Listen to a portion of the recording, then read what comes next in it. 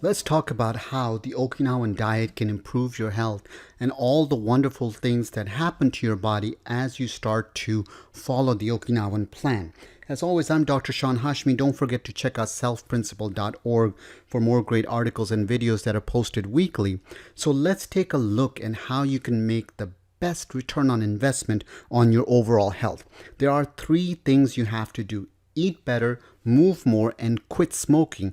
And simply doing these three things can actually cut down your heart disease and diabetes by 80% and your risk of cancer by as much as 40%. Now, the traditional Okinawan diet has lots of amazing benefits. In fact, if you were to follow it, the data shows that you would have 1/5 the rate of heart disease and breast and prostate cancer typical to the Western diet, which is generally a high fat, full of saturated fat, processed grains, and lots of sugar and salt in there. In addition, you would have half the rate of dementia.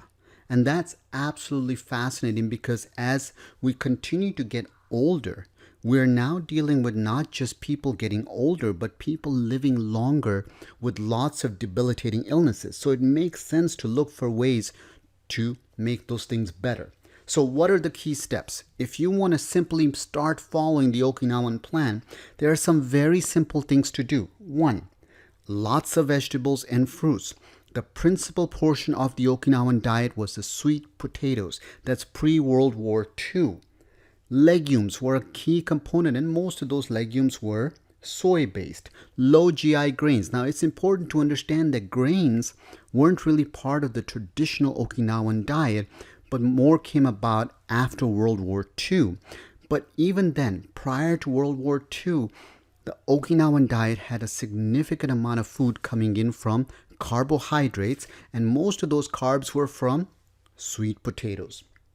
Fish was a big part of their diet, and fish is very healthy because of the omega-3s that are in it, and there are lots of studies that show that even consuming a single serving of fish per week can lower your chances for heart disease. And lastly, the interesting part about the Okinawan diet, which is very similar to the Mediterranean diet or even the DASH diet, is they minimize red meat.